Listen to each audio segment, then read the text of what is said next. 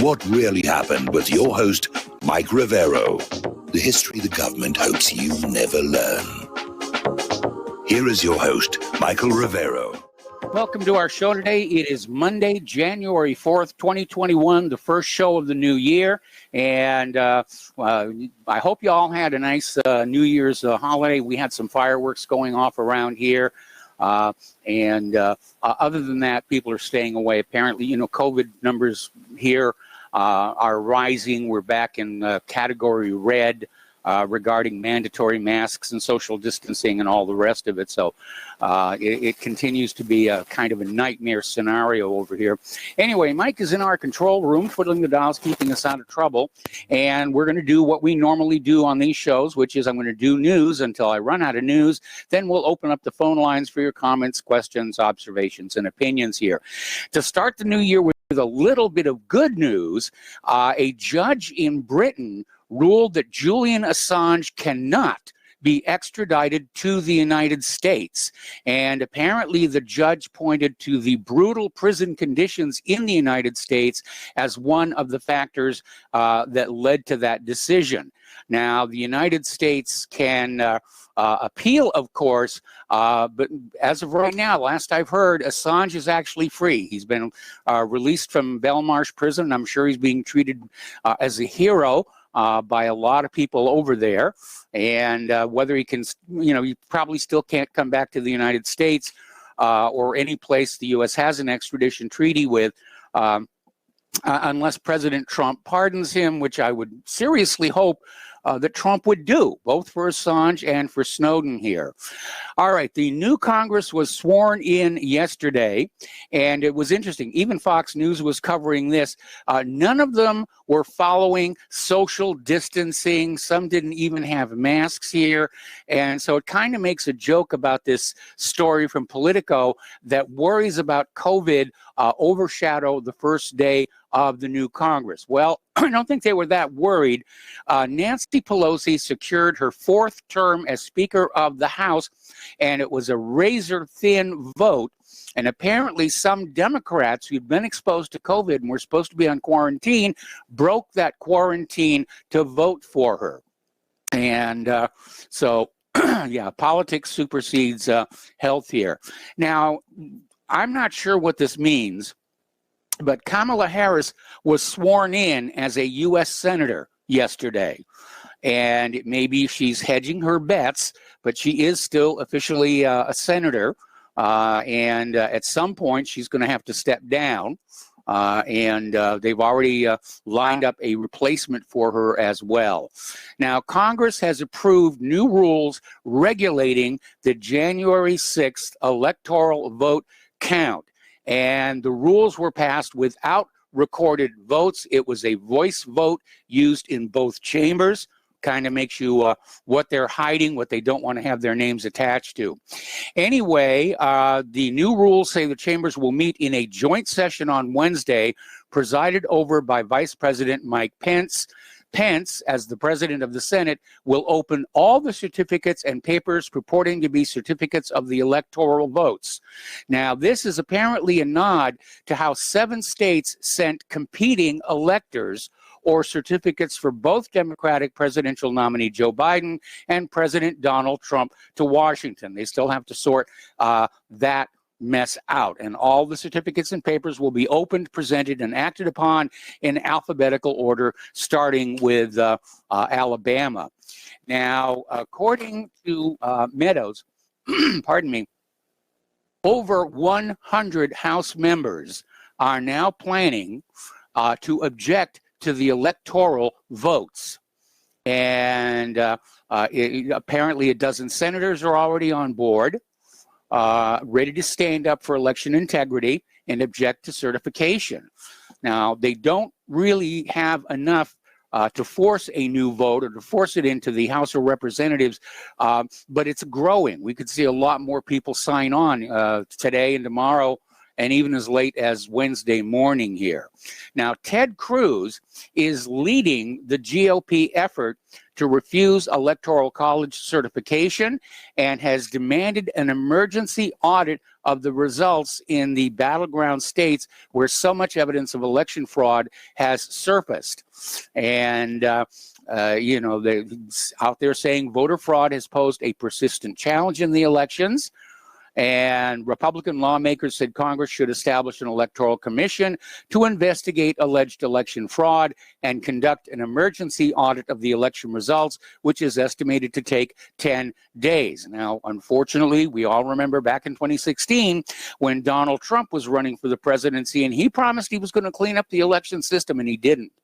And so, you know, Donald, I'm sorry, but what you're dealing with right now is the result of your failure to, you know, address what is probably the biggest single problem in the country right now, that the American people have lost control over their government. And the government is now free to do whatever they want, raise taxes however they want, limit your freedoms more than they want, because they're not afraid the voters will remove them from office.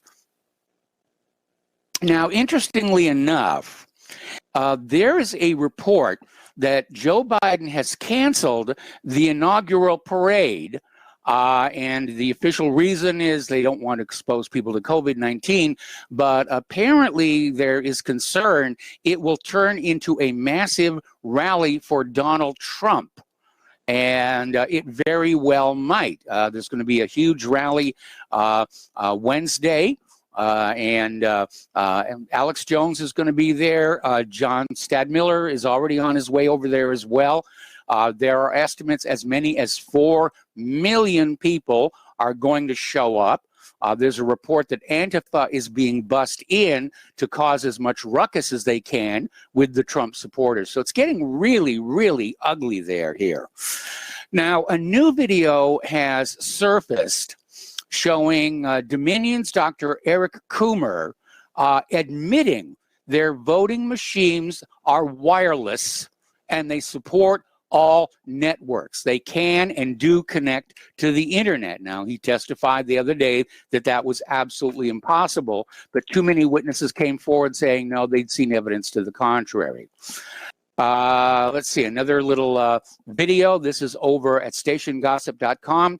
Data scientists testified that 17,650 votes were switched from Trump to Biden in Georgia. Corporate media is ignoring it. They're still out there saying that there's no evidence. It's absolute. There's no evidence out there that there was any kind of election fraud. I mean, the courts have looked at it. No, the courts haven't looked at it. They've used every kind of evasive tactic they can to not get the evidence shown in a court of law. Now, other data scientists are looking at the election results from Pennsylvania, and they are showing 432,000 votes were removed from Donald Trump during the November election. And apparently time series election data shows Trump's votes decreasing in various counties at numerous time points. Now, maybe they could stay the same, but they can't decrease unless somebody is erasing the votes there. And apparently, the removals happened in at least 15 counties, including Lehigh County, Chester County, Allegheny County, Armstrong County, Westmoreland County, Northampton County, Delaware County, Montgomery County, Lackawanna County, Dauphin County, Pike County, Carbon County, Washington County, Erie County, and Luzerne County. So it was definitely widespread. This was an organized vote theft, coordinated across the entire nation. Over in Arizona, there's a citizens group is looking at their election there. They turned up thousands of fake voters, saying that as many as 30% of the addresses on the ballots were fake. It was a monumental steal, the biggest in U.S. history, in my opinion, here. All righty, now another story. This is coming from the Epic Times. More than 400 ex-intelligence officers are going to investigate election irregularities in the 2020 election. Now, Robert Caron, one of the organizers of the network, began his career with CIA, later worked for Special Situation Group. That was created by George Herbert Walker Bush, that includes strategic planning, technologies, foreign and domestic investigations. And he was recruited to the network in 2014, during which time many in the intelligence community were seeing an increase in improper operations. And many IC officers were withholding information from their leaders, and their leaders were withholding information from the public. So they've been stealing elections for a long time. They tried to steal it in 2016. That's why they hated Trump so much. He actually beat the election fraud machine here. Okay, a 6-person team, including Rudy Giuliani and Peter Navarro, briefed hundreds of state lawmakers about the evidence of election irregularities during a Saturday video meeting, and it included legislators from Arizona, Georgia, Michigan, Nevada, Pennsylvania, and Wisconsin. This was in an interview on Fox News. And Navarro said these legislators, they're hot, they're angry, they want action. And basically laid out, how the Democratic Party stole the election from Donald Trump. Okay, pardon me. Over in Nevada, a journalist has found that the state's signature verification process for mail-in ballots has an 89% failure rate, raising concerns regarding the strength of Nevada's anti-fraud security measures. Now, this is Victor Joix, a columnist for the Las Vegas Review-Journal, conducted an experiment that found the staggeringly high failure rate. Now, according to Nevada state law, all mail-in ballots must have the signature of the voter on the ballot return envelope. The signature is used to authenticate the voter and confirm that it was actually the voter and not another person who returned the mail ballot, the mail-in ballot.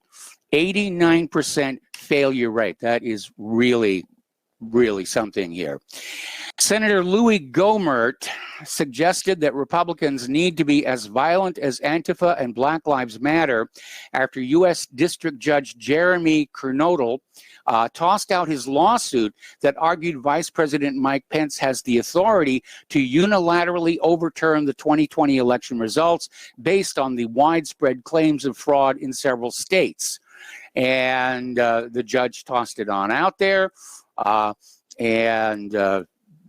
Bloomberg described Antifa as a loosely aligned movement that opposes fascism, even though they use fascistic tactics here. Now, Gohmert has since backpedaled on this and said he wasn't trying to encourage violence. But it does seem to be on everybody's mind right now, which is scaring the daylights out of me here. All 10 living former secretaries of defense have delivered a warning to President Trump in an op-ed denouncing the possibility of the military becoming involved in the current election dispute. And there must be something going on where they think that is a real possibility. But I'll be very honest, the batteries died in my crystal ball, and I really don't have a grasp on what's going to be happening these next few weeks here in January. Now, as I mentioned before, on Wednesday, there's going to be this multi-million person mega march and protest in D.C. And this article in State of the Nation is saying that you need to be aware of agents provocateur, because the Democratic Party and the corporate media are going to do everything they can to make the protest in support of Donald Trump look bad to the American people. And agent provocateurs are very common. As I mentioned before, they're bussing in Antifa activists, and they're concerned that there could actually be a major protest on the 20th. So we'll see what happens on that. There could well be, there's a lot of angry people out there. Now, Lynn Wood, is digging at the evil, so to speak, here, and he basically came on out with a story, an accusation actually, saying that the majority of the world's politicians are controlled by pedophile extortion and blackmail schemes, ensnaring top influencers like Justice Roberts, who we know at the last minute flipped on Obamacare. And this is a big part of what Jeffrey Epstein was doing, you know, luring people to his little island, letting them have their way with these underage girls. And we now know that entire place was wired with microphones and cameras. And how any politician could be so idiotic is to engage in that kind of behavior and not expect to be recorded by it. It's just amazing here. And according to tweets from Lynn Wood, Chief Justice Roberts and a multitude of powerful individuals are being blackmailed in a horrendous scheme involving rape and murder of children captured on videotape. And he says this is why Chief Justice Roberts continues to issue decisions that seem contrary to the common good of the American people. Over at Walmart, in between telling everybody that they have to be wearing their masks, apparently, Walmart has a staff that handles their Twitter account here. Apparently, when Senator Josh Hawley announced that he was going to oppose the electors on Wednesday, somebody at Walmart tweeted out that Hawley was a sore loser and said, go ahead, get your 2-hour debate. And apparently Minnesota Senator Amy Klobuchar also responded with hate, calling Hawley's announcement a coup attempt. Well, no, the coup attempt is already underway here. Walmart is trying to apologize for that here. Hawley himself responded with a little bit of sarcasm, thanking Walmart for its insulting condescension, saying, now that you've insulted 75 million Americans, will you at least apologize for using slave labor? So, game, set, and match to Hawley, I think, here. Senator Ted Cruz has deemed Google the most dangerous company on the face of the planet during an interview with Breitbart News following a campaign event Saturday for the Georgia Senate runoff election. Cruz, who's been one of the most outspoken senators against big tech, outlined his issues with Google, Twitter, and Facebook as they relate to the company's interference in America's elections. Now, remember back when Zuckerberg was testifying before Congress and said that we don't choose sides in the election. Well, that appears to have been less than the honest truth here, because Facebook completely crushed a Republican advertising effort in the Georgia Senate runoffs days before the election. They shut down websites, fundraising websites for the candidates.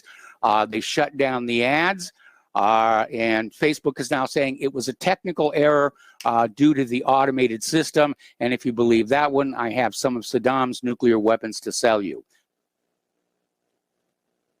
Newt Gingrich, yesterday on New York's WABC radio, basically came on out and said that the corruption of social media, especially that of Zuckerberg, does raise legitimate questions about the legitimacy of the Biden presidency.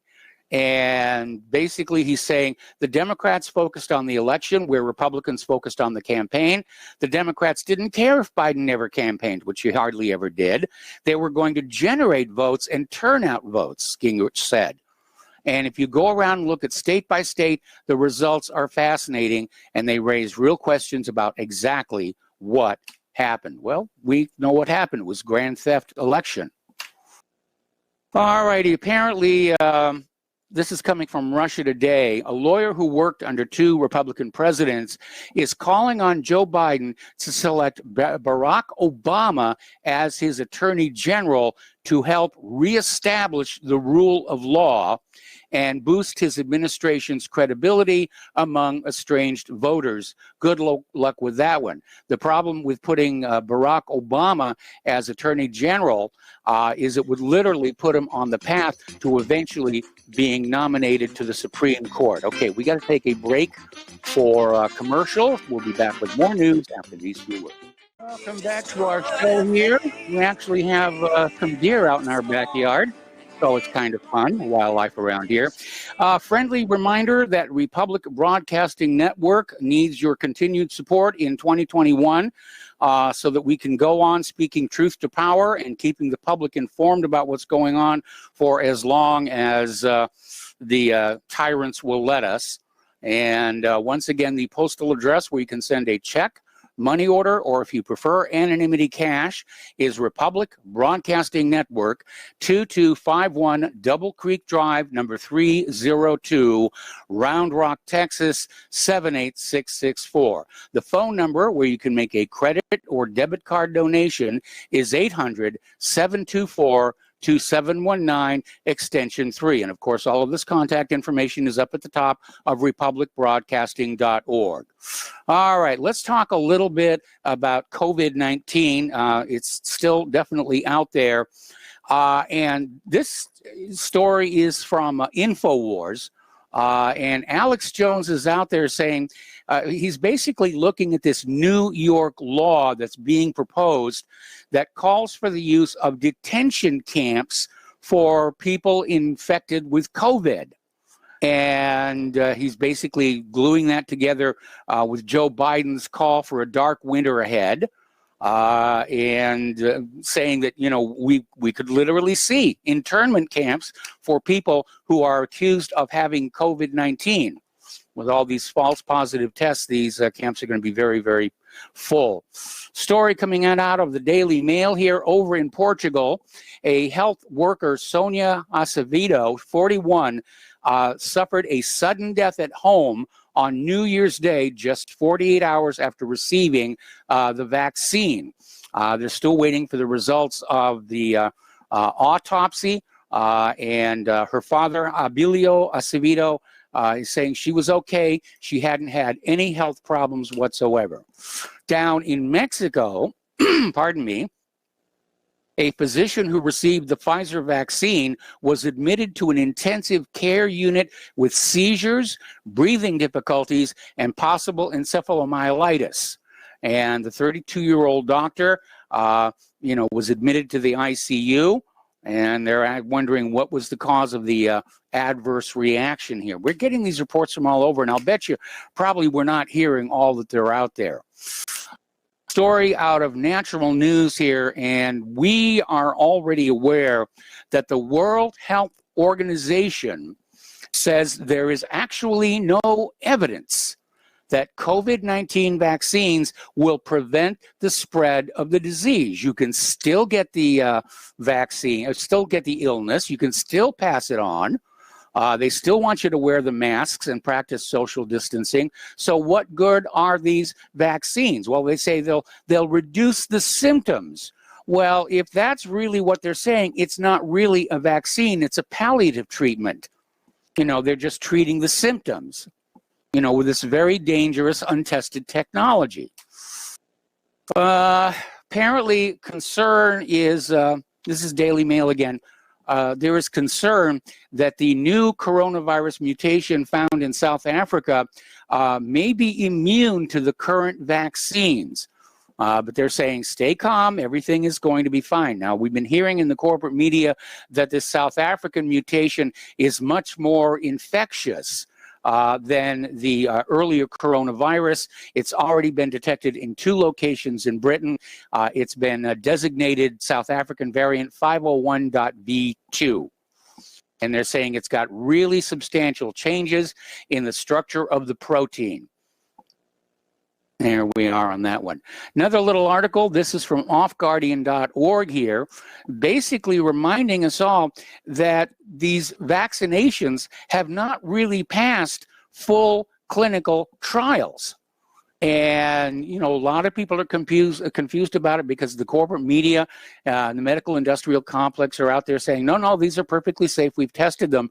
But they really haven't. They haven't tested them long enough. And according to this article, if you decide to have Pfizer and BioNTech's experimental mRNA-based vaccine, or any other claimed vaccine for that matter, you are actually the test subject in a drug trial. That's a very scary proposition for a lot of people. Official report from Great Britain is saying that anyone taking any other medications should not get the Pfizer COVID vaccine. And this was apparently buried within a British government guidance report released to assist healthcare professionals in administering the vaccines. So again, that may be your excuse to not get the shot. You know, I've got allergies, I'm on this and that medication here. Now, Fauci is saying that mandatory COVID vaccines are on the table, especially for things like travel and school. And Fauci is being slammed by the, after admitting to the New York Times, he publicly lowballed the estimate of the COVID-19 herd immunity threshold. We'll be back with more news after these few words. Welcome back to our show here. We're talking about COVID-19. And interestingly enough, Iran is cooperating with Cuba in producing their own COVID-19 vaccine. And this is an announcement from the Iranian Health Ministry last Friday. Iran will purchase vaccines from a foreign country and participates in the World Health Organization's COVAX program for receiving its vaccine quota. And apparently the Pasteur Institute of Iran is going to produce a COVID-19 vaccine in joint cooperation with a Cuban company. And tests and trials of Tehran Havana vaccine are already underway in Cuba right now. So great that they can work together like that. Now, this is kind of interesting. A lot of medical professionals are refusing the vaccination. We've heard of, the adverse effects here. There are a lot of people who seem to develop COVID symptoms after getting the vaccination. We're thinking that may be what happened to my doctor here. But apparently, and this is coming out of, 6abc.com. There's a nursing home in Nazareth, Pennsylvania. It's called Gracedale, and they are actually offering their employees a one-time payment of $750 to get the COVID-19 vaccine. And the reason they're doing this is Gracedale was among the long-term care facilities in Pennsylvania hit especially hard by the pandemic. The other reason is apparent concerns expressed by Gracedale employees regarding the vaccine's safety. So they are concerned about that. Okay, this was an interesting little article from Tap Newswire, and it's looking at some of the official, if you will, proclamations coming out of Moderna, where it describes their vaccine as an operating system. And basically, they're saying that this mRNA technology is a new basis for developing vaccines rapidly, meaning that they will start with a snippet of DNA and put it in there, and then the mRNA takes it into your body and converts it to a protein. I don't believe this technology has really been tested adequately. And nobody knows what the long-term consequences of this could be. I mean, this whole fast track thing, it's like if you don't drop dead immediately, then we're going to declare it safe here. The FDA is going to decide this week whether to cut the Moderna COVID-19 vaccine dose in half in order to speed distribution and make sure that everybody's getting at least some of the vaccine. Well, it kind of makes you wonder, how did they decide on what the dosage was in the first place if they can just say, we're going to cut it in half and everything is going to be fine. Out in California, there is a federal constitutional challenge to the vaccine mandates. It's been filed in court. The preliminary injunction hearing is set for late February. So they may be going after that as well. Everybody's tired of the lockdowns, and the lockdowns don't really seem to help. They just copied what China was doing to try and get us used to having fewer civil liberties here. Now, interestingly enough, and this is out of blabber.buzz, there's an upscale Italian restaurant in Beverly Hills that attracts a celebrity clientele, and they invited a select group of their customers to a speakeasy-style New Year's Eve indoor dinner that, of course, violated the COVID-19 lockdown measures. This is the La Scala restaurant in Beverly Hills. I've been there myself. It's wonderful. And basically, they put at the headline, you know, welcome back to the 1920s prohibition. And so, yeah, it's prohibition-style behavior out there with all of these lockdowns. And if they ever take the lockdowns off, boy, is there going to be a party from coast to coast here. Some of the measures being taken by retailers to enforce their mask mandates really go beyond the pale. And this one has to do with a store called Winco Foods in Oregon. And apparently there was an elderly woman who wanted to check out and wasn't wearing a mask, so they shut down, you know, the self-checkout on her. Really, I mean, you got to be disinfecting that thing between customers anyway, or you should be. Here's another little interesting story, and this is coming out of the Liberty Beacon. We've been talking about how there's been this amazing plunge in the number of flu cases this year, which raised the possibility that flu deaths and flu cases are being misreported as COVID deaths and COVID cases because of the financial inducements that are out there to encourage this kind of behavior. But this article, you know, points out something which most of you probably don't realize. Every year when they put out the flu vaccine, it is expected a certain number of people are going to die from it. Now, the number of flu vaccinations was about the same this year as it was last year, but they're not finding these expected mortalities. And so they're wondering if flu vaccine deaths are being recorded as COVID-19 deaths. Talk about cooking the books here.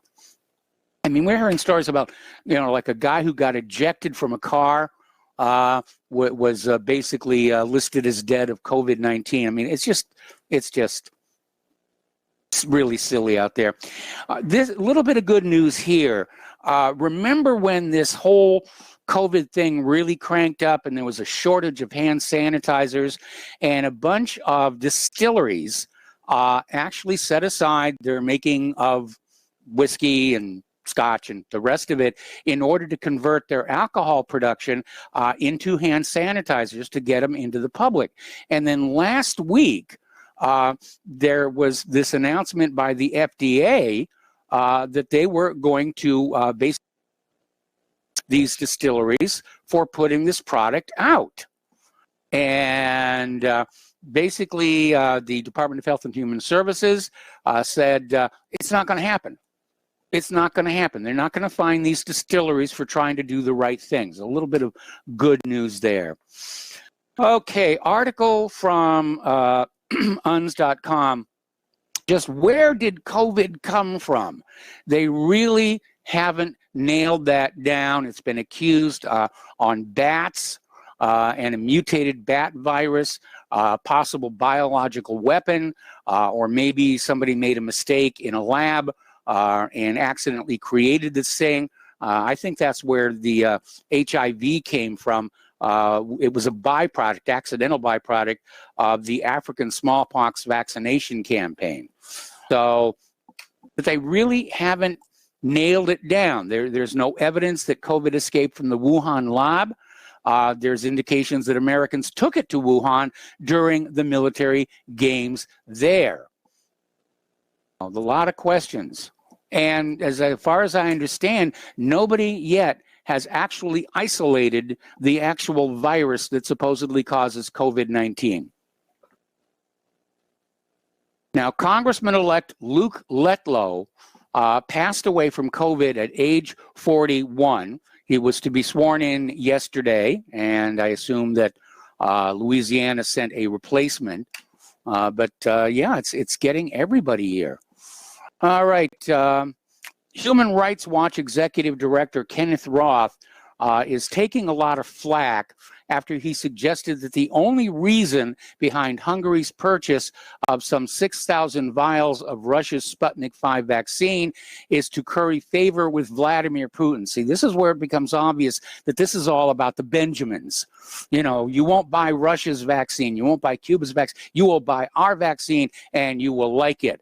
And needless to say, of course, Human Rights Watch is funded by George Soros. Roth has run the institution for 27 years and strongly agrees with Soros on pretty much everything.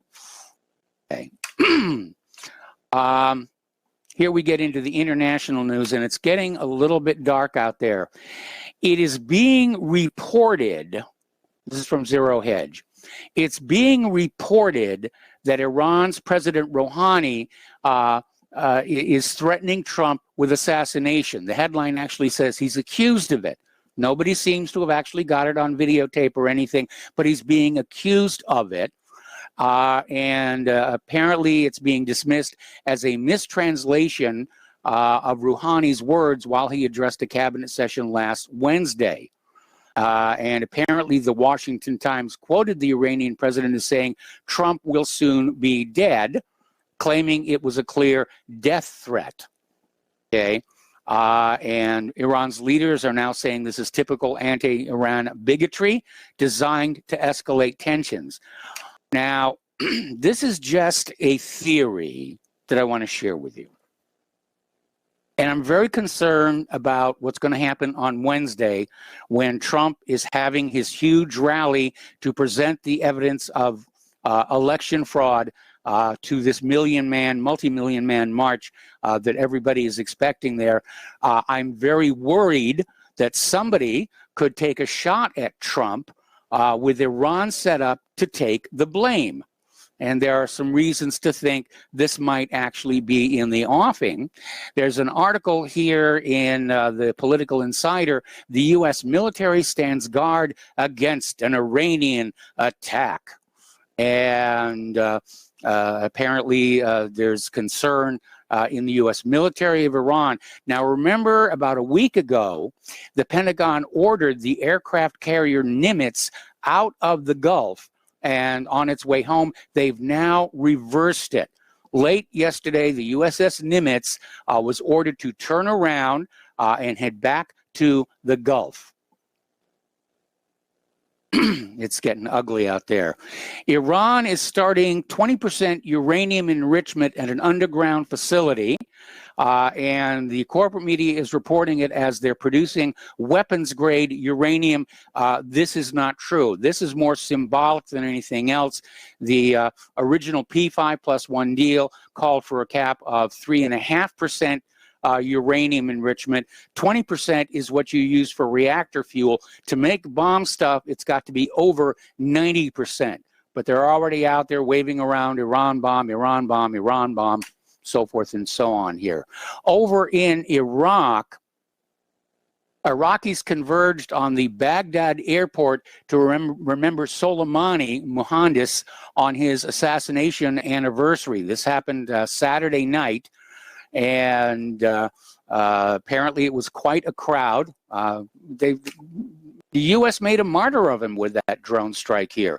And apparently these Iraqis are demanding that the United States troops pull out of Iraq. And they want the Americans to go home. So we'll see what happens there. Interesting little story. The FBI and Justice Department have declared Israel the second most aggressive nation running espionage operations against the United States. Now, the U.S. security establishment has always regarded Israel as the #1 counterintelligence threat. in the Middle East. Remember this whole thing with Jonathan Pollard. Israel sold the U.S. war secrets that Pollard stole to the Soviet Union. You know, not exactly the act of a friend, I might add here. U.S. intelligence officers say Mossad is a second-rate operation. Israeli intelligence assistance is often of dubious value. CIA is appalled at the lack of quality. They often give the U.S. faulty, misleading intelligence, probably to try and trick us into dropping bombs on somebody who does not deserve to have that here. Russia is getting ready to test a missile that can fly at 15,000 miles per hour. There's absolutely no way of stopping this thing. It can beat any defense, and it carries a warhead large enough to destroy Texas. So let's not mess with Putin here. Talking about the economic news, the stock markets got hammered today. At one point, the Dow was over 500 down. So all those record gains they made last week are starting to erode away. Senator Mitch McConnell is slamming the idea of $2,000 checks for COVID relief and stimulus. He's calling it socialism for the rich people. And he says, we're borrowing from our grandkids to do socialism for rich people. And he says it's a terrible way to get help to families who actually need it. Well, I don't know. Why don't you shave a little money out of that military budget and you could take care of the American people? I mean, just honestly here. Apparently, the U.S. housing market has entered 2021 in a massive bubble, and experts are predicting a crash. And we have red lines stretching across America. This article that came on out, what's a YouTube video actually, they're saying the economic collapse is much worse than you are being told. I absolutely agree. I heard a statistic the other day that absolutely shocked me. 35% of the American people are on some kind of welfare or food assistance program. Now, back in the Great Depression, you could see the bread lines because they had to line on up. But today it's all done with those little plastic cards. And since you don't look over the shoulder of the person in front of you in the checkout line, you don't know if they're paying with a debit card or a SNAP card or what they're doing. But 35%, I mean, that is horrendous. And it's amazing how badly mismanaged this economy and this country continue to be. Bitcoin is continuing its meteoric rise.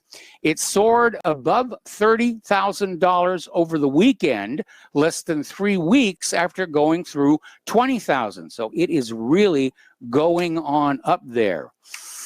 Meanwhile, down in Argentina, they are suspending sales of corn for export until the end of February, saying this is part of the government's effort to make sure there are ample domestic food supplies. And apparently the move by the world's #3 corn supplier is a sign of tightening global food supplies during the COVID-19 pandemic. So you preppers, get on out there and make sure you got plenty of storable food there, because it may get ugly. All righty, we're coming up here on another commercial break. We got some more economic news here. When we come on back, we're going to open up the phone lines. We'll be right back. Welcome back to our show here. The phone lines are open, area code 512-248-8252. And we're going to go to Tom in Florida. Hello, Tom. Welcome to the show. What's on your mind? Yeah, Michael, good day to you. Like I said, Happy New Year. Make it quick, Michael. If this Warnock or this Ossoff win, I think we're major. We're going to be in a civil war, Mike, because I'm looking at these guys' platform, and these guys are radicals. They're full-blown radical. And they're going to allow illegals to come in here, pouring here by the millions, keep constantly going in here. The BLM's going to go off the chain. They're going to be it's going to be like Venezuela. I think the United States will turn out like Venezuela. I guarantee it. And we don't stand up to this barrage, we're in big trouble. So, yeah, Mike, I don't see it happening. You don't see which happening? I don't see this. I can't believe that people are that stupid. They're going to vote for these idiots. But if that happens, I don't think they did. Like you've been saying. Well, Mike, it's like you've been saying. Trump won this election. They stole the election from Trump. The white women, they're trying to use the white women as the ones that put Biden over the top. That's a lie. It's a filthy, low-life lie. And if the media is going to keep perpetrating the white man bad, all these leftist communist Bolsheviks, but the white women are going to go against their husbands and their brothers and their uncles and their grandfathers are going to go against them, and they're going to put communist Bolsheviks in these elected offices. No way, Mike. We're in a civil war. We're got to go into a civil war. I hate to say that, but I see it happening. I see where I'm even at right now. And when you go to a hospital, an illegal alien gets treated way better than you will. I guarantee it. They're getting much more better care. They're getting Section 8 housing. They're getting 1% business loans that no white man can get.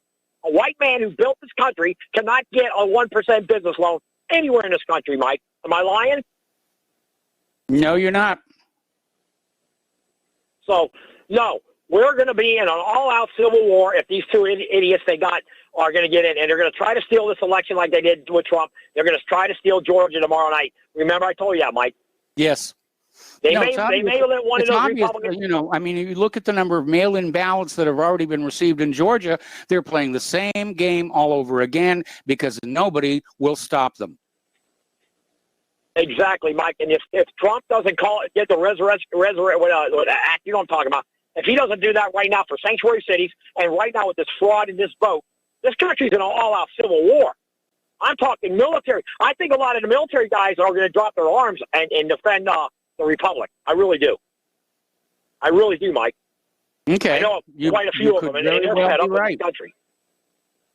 Oh, yeah, I know I'm right. And I tell you, Mike, it's going to be a bloody, bloody situation. You know, all these people are saying in the media, they kept real quiet about BLM, about Antifa. But when a bunch of white guys and Afro-American men and Hispanic men who are true patriots unite to take back this country, Mike, the media will call them a bunch of Nazis, racists, radicals, and you know what? It'll be a mix. It won't be all just white men. Okay, Tom, I got to let you go. We got to take a break for station identification. God bless you, Mike. Phone calls after these few words. Welcome back to the show. Hour number 2. The phone lines are open. Area code 512-248-8252. And we're going to go to Al in Canada. Hello, Al. Welcome to the show. What's on your mind today? Hi, Mike. What Tom was saying, there's a lot of truth to that. It happens up here as well with they're usually illegal immigrants, right? They get treated like gold while the rest of us just get dumped on. Mitch McConnell, when he said that giving $2,000 checks to Americans would be enriching the billionaires, he admitted it. He admitted it right there that the whole monetary system is designed to filter all cash straight to the top, and people didn't even blink an eye. He admitted it. I don't know why. I don't know why this wasn't bigger news than what it really was, because there's a lot of truth in that. Yes. I mean, it is the truth. The whole system is designed to extract cash from the poorest people and put it right to the very top. That's how the system is designed. When you start creating loans at interest, the nation's currency at interest, that's exactly what happens, because only the richest people can afford to invest in anything, especially now. It's ridiculous. I don't understand why this wasn't even bigger news. I mean, it was out there, but everybody's looking at it from the wrong angle. It makes no sense, other than just stupid greed. The people are just thinking about themselves, going out, vandalizing Nancy Pelosi and Mitch McConnell's houses. They don't even understand what the hell they're doing. Well, those may have been false flags to build sympathy for McConnell and for Pelosi. It didn't work, of course, but, No, and it's been done before. Remember that guy, I think he pulled down his pants and pumped a deuce right in front of Nancy's garage or something like that? A little while ago, 6-7 months ago or something. That was like funny. That. Yeah, but, And anyway, all he did was just admitted that the monetary system is designed to enrich the few. That's all he did. And, and I'm just starting now to feel normal again. I called last week, about a week ago, and I figured I had COVID. I never went to the hospital to get tested because I ain't that stupid. And I don't use a cell phone because, I don't want these people tracking me and all this crap. But I'm pretty sure I had it. And it was like a flu and a cold combined. I had a lot of symptoms of both of them. And now, like I'm basically, the phlegm in the nose and the lungs, right, starting to come up and break up and all that jazz. So I mean, I'm in my 50s, so I mean, it's not that bad. It's just, no, it isn't. I mean, looking at my doctor's family, because they all got it. The kids showed no symptoms at all. The adults, the parents, were sick for maybe 2 days. And my mother-in-law, who's in her 80s, was sick for maybe 4 days, but she's doing a lot better. Yeah, like as far as being, I don't know, like what people just, think sick is. For me, I mean, I'm not going to be normal again for probably about 2 weeks as all this phlegm starts to work its way out of my body. But I know, up here in Canada, masks have been mandatory for a long time. When you walk into, we're in lockdown now, but when you walk into these places, you're supposed to sanitize your hands, but most people don't. And, they're idiots because they're spreading it. It should be mandatory. And on top of that, what do they do afterward? They pull out their cell phones, and every orifice on their body is on that cell phone because their fingers have been on it. This is why this is out of control. This is why it's not because of masks. It's because of people touching everything. And then, that's how this is all being spread. And the cell phone is, I mean, I see it because I don't use one, so I see this stuff all the time. And I've been working in the food industry as a millwright for 13 years. So I see all this stuff. I'm really attuned to it. I've actually seen people, and I'm not kidding here, at a major bread manufacturing plant go underneath the bars to get away from having to wash and sanitize their hands because you have to go through turnstiles and they pump the stuff. You know what I'm saying? So I mean, it even happens up at these places, these food plants. It's disgusting. And, we're disgusting people. I mean, we like to point fingers at everybody and say it's their fault and their fault. No. Look in the mirror. That's whose fault it is. And that's where it all lies. It's a crummy planet, and it's not going to get much better. And, I'm still a little miserable because I'm not feeling as good as I used to. But those are my 2 cents. Tom, you're dead on the money with what you were saying. Thanks a lot, Mike. I appreciate your time. All right. Well, thank you very much for the phone call. We're going to go to Mark in North Carolina. Hello, Mark. Welcome to the show. What's on your mind? Say, I just want to agree with that guy before from Canada. People are too much germaphobes. You need germs. We live with germs. And the more we get used to germs, the better our bodies deal with it. It's part of the immune system. It's a very important part. And sanitizing your hands is one of the worst things you can do. I see people doing this all the time. You're in a store or something like that. They put all that stuff, that antibacterial stuff. It actually kills you good bacteria and opens you up actually to more disease, not less. That's not the right thing to do. George Carlin made a great video about that. I watched it and I shared it with people about the importance of germs. He made it clear when he was a kid, they used to swim in sewage. That was the Hudson River at the time. Yes. Hudson and the East River were basically sewage, sewage dumps. And he used to swim, and he said they were protected by SHIT. Yeah. He said, that when you had a polio, it was in the 40s, they had a polio epidemic. So nobody in his neighborhood got got polio because they were immune from it because of all the SHIT they swim in. So, that's not necessarily true what this guy said. People are too much germaphobes. And that's actually, you need germs because we're made up of, bacteria, viruses, and all this other stuff. But anyway, I just wanted to say what I think is going to happen with Trump now. I think what's going to happen is there's going to be a lot of evidence showing now, really, and they can't hide it anymore because I think the mainstream media probably will be covering this. Certainly C-SPAN will. I don't think so. Covering this. I don't think so. More, they've got the perfect out. They're going to be covering the joint session of Congress where the electoral votes are counted, and it will be very boring television, but it gives them an excuse not to. I don't think they're going to be anywhere near Trump's presentation of the evidence. It's going to be up to the independent media to cover this, which is why I mentioned before, John Stadmiller is on his way to Washington, D.C. right now. Well, I think both are going to cover it. I really do. I think even part of the mainstream media will cover it, like C-SPAN, okay? Not all of it. Fox probably will cover it because Fox is in such trouble now with their own audience. I think they've lost half their audience already. Something like that. If I had to guess, but anyway, so much evidence is going to come out. But I think these gutless swine who sit in the Senate and the House are still going to, get the electoral votes to. They're not going to cancel out these swing states.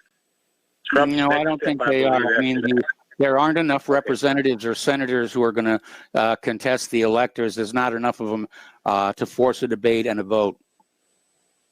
Okay. At that point, I believe Trump's next step is to finally declare the Insurrection Act. He's going to declare some kind of a partial martial law, and he will probably order a new election, probably just in the swing states themselves, with no, mail-in ballots, no, and all by paper. All right, he's not going to. Yeah, no computer. He'll also probably subpoena those computers himself. He doesn't need Attorney General to do that. He's a chief executive. He can actually act as Attorney General, and he'll probably have the military behind him to do a lot of this stuff because he can't count on the FBI and whatever else. No. And as far as them trying to get out of the White House, the only way he can do this, by the way, if he has the rank and file and the military behind him, and I believe he already does. I think he's worked that out with Secretary Miller. So I think that, he's going to have to use them as his federal agents. He cannot, as a matter of fact, I think a lot of the FBI and CIA have to be locked up themselves. These are criminals. These are criminal agencies. FBI has been a criminal agency pretty much since the cross-dresser that started them. Yes. Was back in the 20s, I think. And actually, I think it was in the 70s or 80s, Whitey Bulger was actually running a large part of the FBI out of Boston. He was actually the director for all intents and purposes. So, the gangster, you know what I mean? And I think that some of them are going to have to be arrested, and I believe they will. He will order new elections for those swing states and go by what happens there. I don't think it's going to be a total martial law of the whole country, unless the country goes crazy, which is possible. But one more thing, let's just pray that nothing happens to Donald Trump on Wednesday, okay? Like we were saying about somebody might take a shot or something like that at him, okay? Because the people are not that stupid anymore, okay? They were going to believe that Iran did it. They'll know the deep state is behind it. And God help if they do, because you're going to millions of people there in Washington. You talk about a civil war, it could be on right there and then if they do something to him, because people are not going to tolerate this. Like I said, I have a lot of problems with Trump. He's still, I consider him the president. I believe he's illegal. He won that election fair and square, and he won it by a landslide. And this is a theft. And it's an attack not just on Trump. It's an attack on the United States of America. It's an attack on everybody's free right to have a vote that's not tampered with. Okay, that's what this is.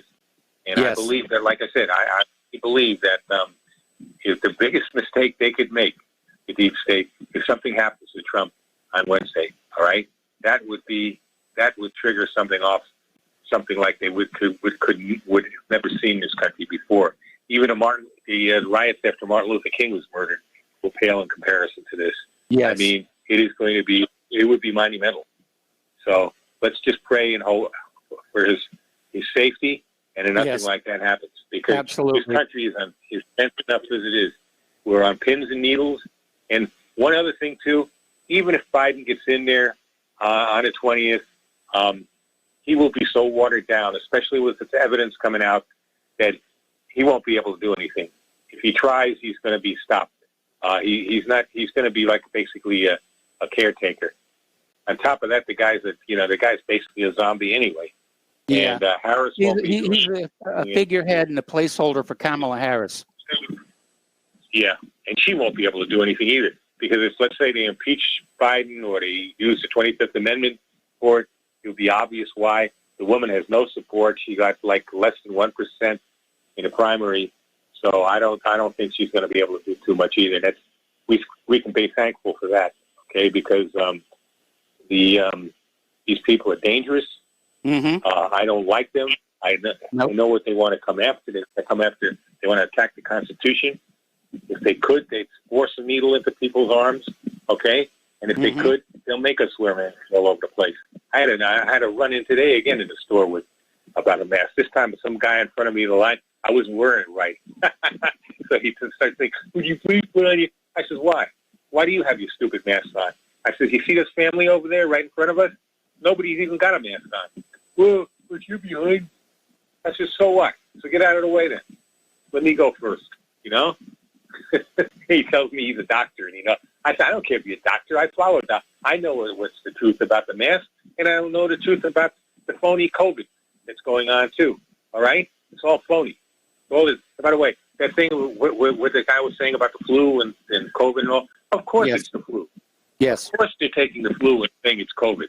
But that's obvious that that's happening. And the flu, by the way, is really a cold. It's a bad cold. That's why it's not a combination of a flu and a cold. The flu is I believe, a coronavirus in its own, and it's basically a bad cold. Yes. Same symptoms, except worse. It knocks you out. Really not. Last time I had a flu was over 20 years ago. I had 103.9 fever, and I was knocked out for about 2 days, and that was fine. Yep. That's the way it goes. That's the way the immune system's supposed to kick in. But don't weaken it by taking these vaccines like this. Horrible. Okay? And don't keep on sanitizing your hands either. Wash them, yes, with a good soap, but don't use that type of antibacterial soap. It's terrible. It just weakens your system. That's all it does. It kills the good bacteria. And take your vitamins and eat your fresh fruits and vegetables. That's all. Get plenty of vitamin D, get plenty of sunshine, and you'll be fine. All right, Mike, that's it, all right? I know you got other callers. Okay, well, thanks an awful lot, and we're going to go to Don in Arizona. Hello, Don. Thank you for waiting patiently. What's on your mind? Hello, Mike. Can you hear me? I can hear you fine. You're on the air. Yeah, I agree with Mark. This hand sanitizer is like masks. It's for extreme emergencies, and it's bad for you. It's dangerous. It's toxic. That stuff will get in your stomach. If you get it on your hands, that stuff is so greasy, it just stays on your hands like forever. You're going to eat some food, and some of that stuff is going to get in your stomach, and that's not good for you, And that's just the way it is, and I try to avoid that stuff if I possibly can. Wiping all this stuff down, it's been another thing that's been shown in some of these studies is wiping stuff down all the time doesn't do anybody any good. This is a cold virus. It might not even exist at all, and I don't even consider it anything for me to, I don't even consider it anything I'm even worried about except for the fact that some places want you to wear a mask. But as far as the sickness itself, it's up to you whether you're going to get sick or not. You take care of yourself. Now, on this other thing, this presidential election, Pence, it's my understanding, Pence can just say, he has the constitutional authority to say, this is in dispute and send it to the House of Representatives. If it's at the House of Representatives, every state gets one vote, and is all. Yes. Every state gets one vote. So it's not the number of representatives, it's the number of Republican states, and there's more Republican states than there is Democratic states. So Pence could actually give give the thing to Trump if he wanted to. Now, they would challenge probably in the Supreme Court, maybe, but by the Constitution, it's my understanding. Now, this is something that different people say different stuff, and since we don't actually have an authentic news media, anymore, it's all propaganda. Except for you try to find some people that actually know what the deal is. But it's not going to be any of the TV stations or anything. So, I mean, but that's my understanding is the way it is. But Pence is probably not going to do that from what I've heard. But he should. He could. I Why think, wouldn't he? He'd stay in office another 4 years. What's he afraid of? Huh? I think Pence What's he afraid of?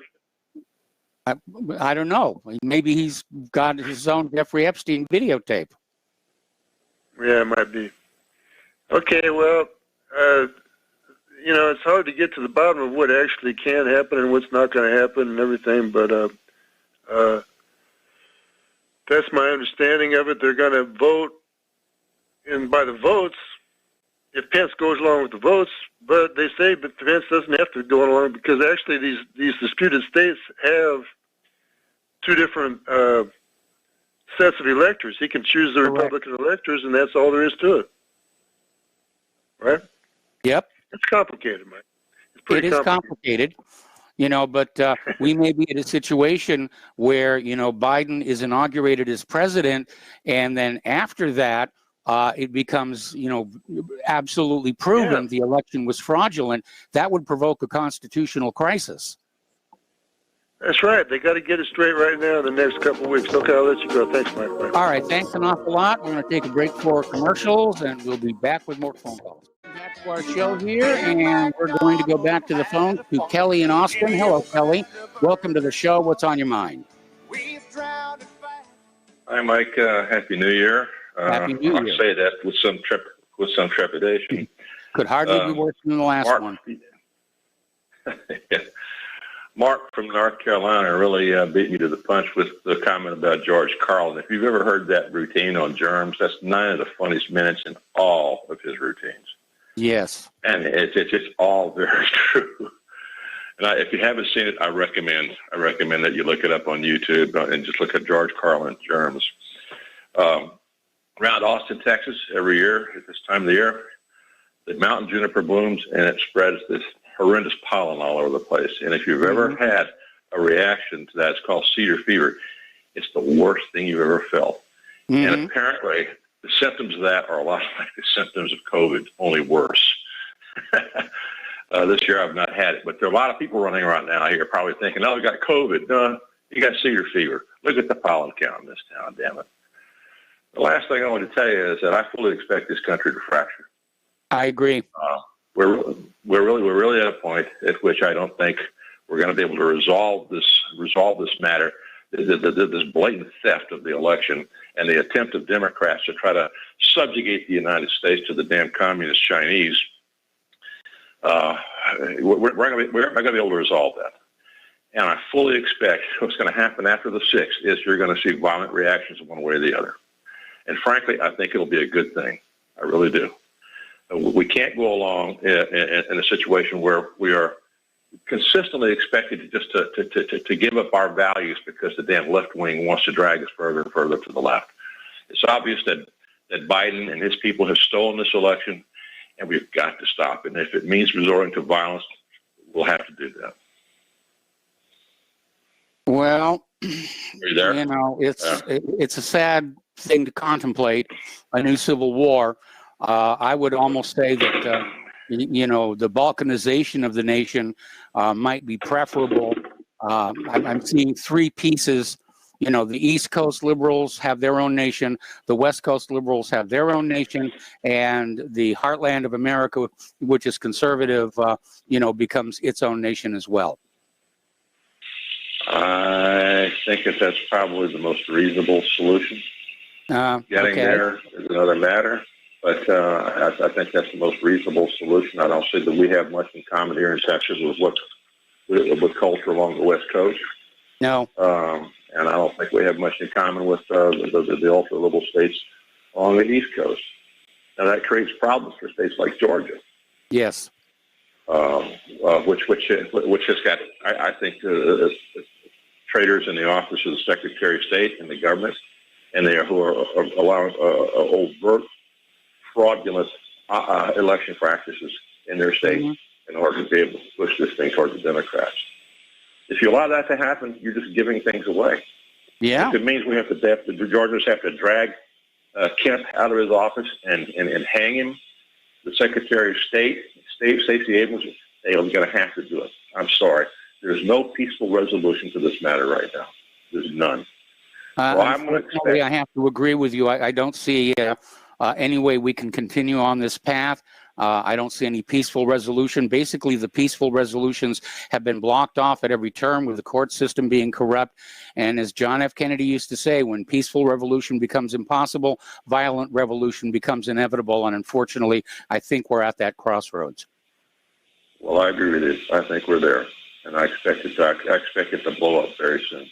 Anyway, you're in a good state. Yes. Indiana is a gun-friendly state. Yes, it is. And there are many very loyal Americans there. So I think you're in a good place. I'm in a good place here in Texas, except for the fact that I live here in Austin, Texas, as we used to call it, Moscow in the Colorado. Mm-hmm. But there are many other states I think they're just going to balk at having Joe Biden an obvious stooge to the Chinese government. Yes. In office. And especially if the thugs in Georgia are able to push through Warnock and Ossoff. We can't allow that. We'll find out tomorrow, but I'm predicting the Democrats are going to steal those 2 Senate seats the way they stole the whole election.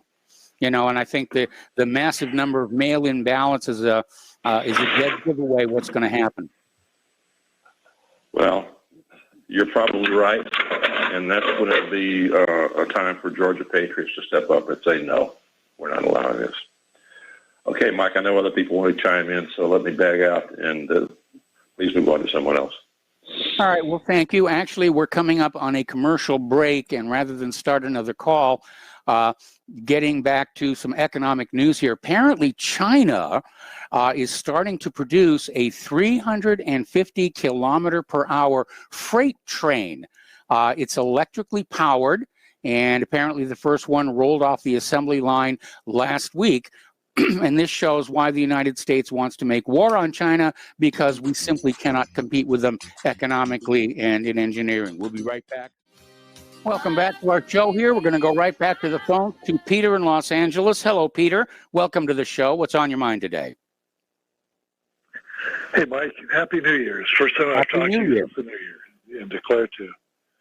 Hey, I just want to recount point out from Mark the resurrection of a great word that's totally underutilized, but there's a target-rich environment for it nowadays, and that's the great word swine.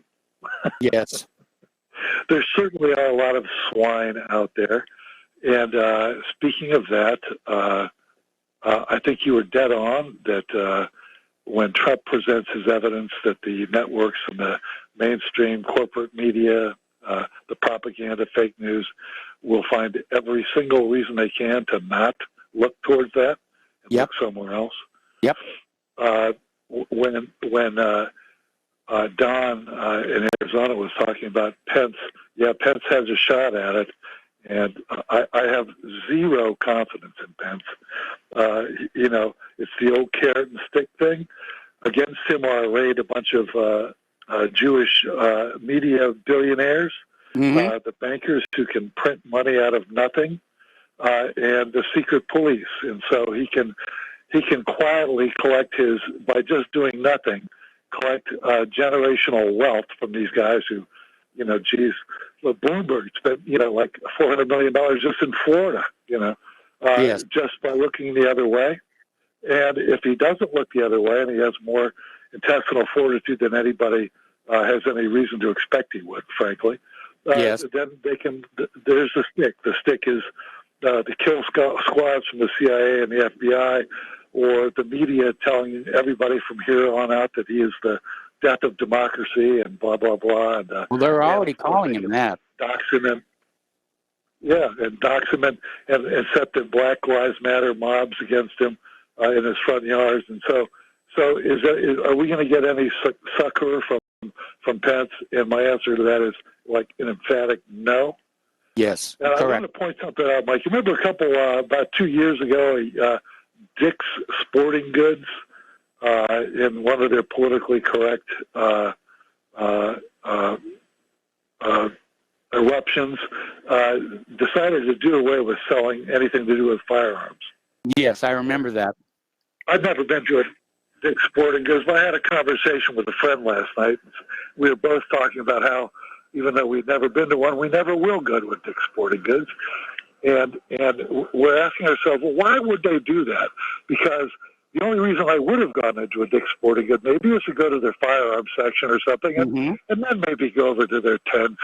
That would have been the lure to get me, and probably a lot of other people. And by the way, firearms are selling pretty well, aren't they? Oh, they can't keep them in stock. Same thing with ammunition. They're unloading that stuff from the trucks into the hands of the customers. Yeah, exactly. And so here they make a decision against the consumer and even against their own stockholders, frankly. Yes, and then, they did. So I looked it up last night as to who owns Dick's Sporting Goods. And guess who owns them? Please enlighten us. The shareholders are BlackRock Capital. I know you know who they are. Yes. And another fellow Federal Reserve creation, Vanguard Capital. So here the people that are financing and own Dick's are willing to take an enormous dump to the stock because a very profitable segment went away. Yes. In order to further their agenda. And whose agenda is it? It's the banks. The banks want us disarmed.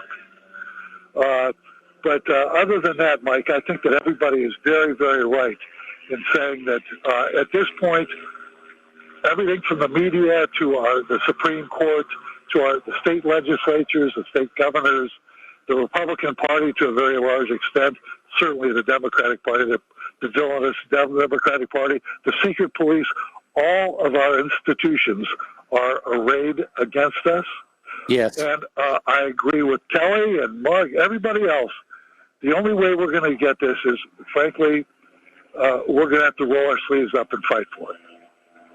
And all our institutions have been suborned by the same people, right, that can print all the money, and the same reason why Pence isn't going to come out. The media and the big money. So that's it. We're going to have to fight for it.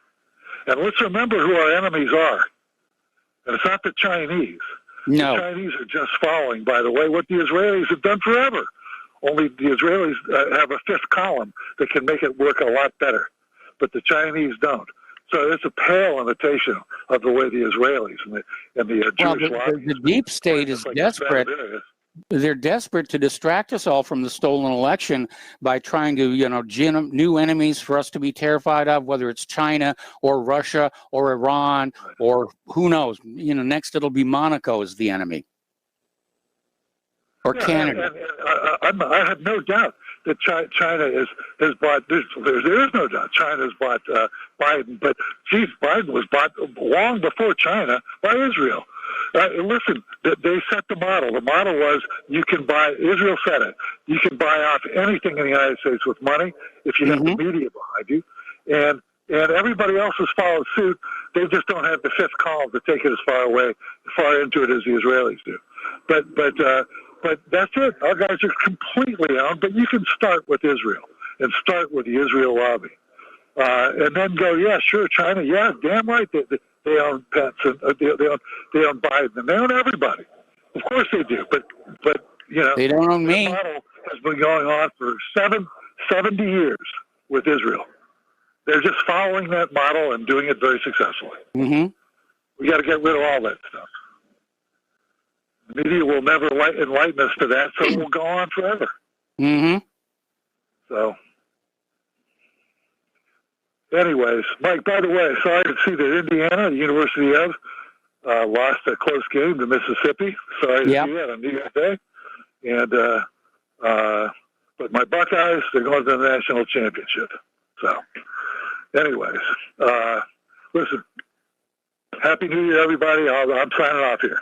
All right. Well, thanks an awful lot. And we're going to switch over to Pat in Fort Worth. Hello, Pat. Welcome to the show. What's on your mind?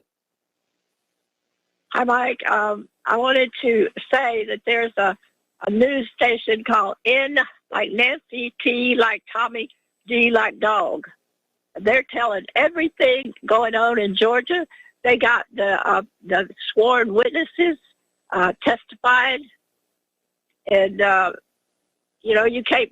How can you have an election for those two senators, which we need very bad, in Georgia, if you're going to use the same old machines that they used before? Mm-hmm. It's really. I mean, and do you know? I haven't heard anybody talk about this, but I told it early this morning. So if anybody's up, I guess they heard it. But do you know that Trump issued an executive order on 5/11/17? It's called the Presidential Advisory Commission on Election Integrity. Yes, I remember that. Well, why isn't anybody talking about it? That was 2.5 years ago. Well, what happened was the commission was set up, and every state they went into, they ran into severe resistance from the election supervisors, and they were lawyers were saying it's a states' rights issue. Wait a minute. I want to know what it says. It's a PDF file, and I was kind of surprised I could find it, but I did, and I haven't read it yet. So I was hoping that somebody out there cared and they would read it, because everybody's home, they're not working right. Well, anyway, that's going on, okay. and that may be very important, because he is talking like everybody who's complicit in this voter fraud. First of all, it's a crime. It's a felony. They will have to lose all their possessions to the U.S. government, because it amounts to treason.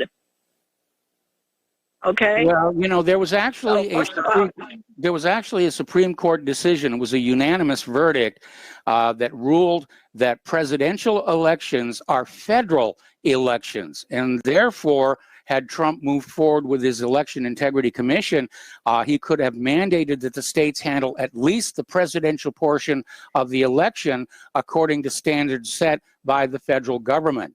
And it was a big fight. And, when Trump basically gave up on that and turned election integrity over to the Department of Homeland Security, and all they did was go on out and say, well, we think these computers are secure. See, they could appoint each state. If anybody, I keep saying we're responsible for our state. If we don't call our senators right now, we have one that we don't know about in Texas. If each state doesn't call their senator and tell them that they want this thing to be investigated for the good of the whole country, for good of even their own elections, the senators and the reps, that we can't have this kind of voter fraud going on. And they got 4 new senators, and they are going along with Cruz, and he's got only 11 people. But, I think everybody who doesn't want, who's going to make everybody call them and tell them that we don't want to see election fraud, they need to be investigated, too, about where they got their money. I do. Absolutely, absolutely. And we know a lot of it came from people like George Soros and, the social media companies out in California were donating huge amounts of money to the Democratic vote effort, as it were. It was definitely crooked. And, you might want to go back and look at a little bit of history called the Battle of Athens, Tennessee, which was a minor armed insurrection regarding vote fraud. Okay. Well, that's good information. But they fall back on that Mike Pence, when he is there doing the vote counting, he has no authority to decide to choose a state or not. That is all just ceremonial. Well, I don't think that's true. And they said, No. well, Biden, when He was does vice have options under the Constitution. Whether he's going to exercise them or not, I seriously doubt it. I don't think Pence has the strength to do it. And I think probably Pence is just as compromised as anybody else in that chamber. Well, I know that they bragged that when Biden was vice president and it was challenged, he had to give up. He just said, "Well, it was right," and he gave up because if he'd actually challenged it, you know what would have happened? They would have found out a lot sooner about this here Dominion and all that. Mm-hmm. He was afraid. He was afraid to say anything.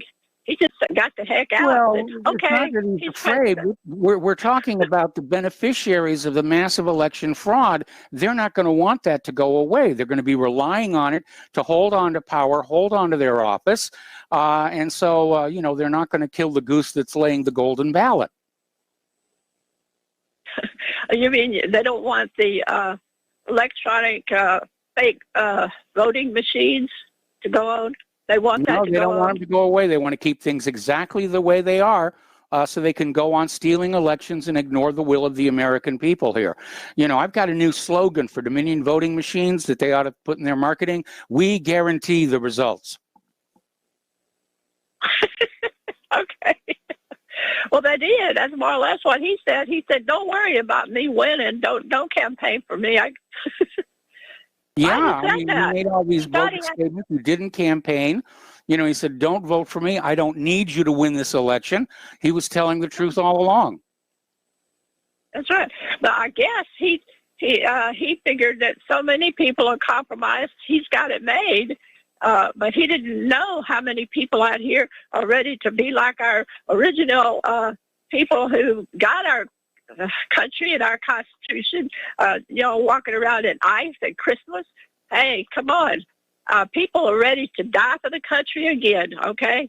Yeah. And they're not going to back down. All those people who are coming out and telling what they saw, they need prayer. And well, tell your wife to pray, okay? We need prayer for Trump to win, because if he does, he's going to clear up all this crap. He will. Well, I certainly hope so, but, you know, I've got to admit, you know, his first 4 years in office, he was a major disappointment, especially on the Election Integrity Commission. Well, that's because y'all don't know what happened. You have to go to certain places. There are people who can talk for 2 hours on things that he's done. Yes. But he I mean, you know, when Hillary Clinton made a speech like Trump, she always got like $200,000 or $300,000 for it. He doesn't get anything. That's true. Donations from us out here. Yeah. So, man, you ought to look at what Hillary did. And they let her get by with it. I paid close attention to Hillary over the years for personal reasons. Well, I'm just saying that people are tired. They don't want to give up the country. And I believe they'll take their life in their hands. But I don't say, well, it's time to go shooting. No, this is a nation of laws. We still have the Constitution. We fought for it for a long time. They tried to take it 30, 40 years ago. They tried to get rid of it, and still trying. Mark Levine, he wants a new convention of states. It's nothing but a constitutional convention. If you want new amendments, why don't you consider that every amendment already been violated? I mean, trial by jury. Ask other people, do you really think you get an honest trial by jury because you don't act locally and you'll get an appointed judge who'll take away all your rights and you can't vote for them? So we have lost. All our amendments have been violated. Why do we need any new amendments? No, they're going after the First Amendment. I mean, you know, all the hotels, the mayor of Washington, D.C. has ordered all the hotels and restaurants and convenience stores to close for well, basically today, tomorrow, and Wednesday to try and discourage Trump supporters from coming to the city. To me, that's an infringement of our right to peacefully assemble and petition the government for redress of grievances. And so, anyway, listen, Pat, I got to let you go. We're getting close to the end of the show, and I got a bunch of calls to get through. Well, maybe there's a new office they can elect you to. Yeah, well, you know, the media that stumped for the Democrats is seeing a huge loss of revenue and a loss of customers. And there's all these new startup companies for video streaming and social media. I'm hanging out at parlay.com these days. And, you know, they really shafted their own business plan. They shafted their own investors and stockholders in their rush to get Biden into the White House. Anyway, Jim, thank you for the phone call. We're going to let you go, and we're going to switch over to Ryan in Cleveland. Ryan, thank you for waiting so patiently. What's on your mind? Yeah, I was thinking about this 12th Amendment, so I just wrote this up thinking, tell me if you agree, disagree, or if you're indifferent. Here, this is what I wrote. Our Constitution was made only for a moral and religious people. It is wholly inadequate to the government of any other. John Adams. Yes. Mike Pence, being a moral and religious person, cannot confirm an immoral electorals of 7 states. This is constitutional. Well, I agree in principle, but I don't think Pence is going to do it. Because he has higher considerations, priorities, influences than his religion. And certainly I think anybody who's gone into politics, we should not assume that they really have much of a sense of morality. I agree. Thank you. Have a great day. All right. Thanks a lot. Have a happy new year. Getting on back to the news, we're coming up on the end of the program here. This is very scary. This came out of Abba Journal, and they're talking about a lawyer from the U.S. Department of Justice who argued a week ago that the United States can kill its own citizens without judicial review when litigation would reveal state secrets. This is a license to kill. Now, the argument drew alarm among judges on the U.S. Court of Appeals for the District of Columbia, but Judge Patricia Millett characterized the Department of Justice argument as giving the government the ability to unilaterally decide to kill U.S. citizens. And what an extraordinary proposition that is, but that does seem to be the direction that we're going. All righty. Now, here's a couple of real fast stories here. Woman is killed and 3 off-duty police officers working security are wounded in a shooting at a Houston nightclub. Then there is another story about how 8 people were shot, 6 in critical condition after an unprovoked attack by 2 gunmen at a basketball court in Miami. And these are just 2 of a whole slew of sudden stories about shootings out there. And I'm wondering if this sudden surge in shootings is intended to manufacture consent for a gun ban, since nobody is going to fall for the mass shooter hoax anymore. So they're going to stage small shootings all over and say, see, you cannot be trusted with weapons.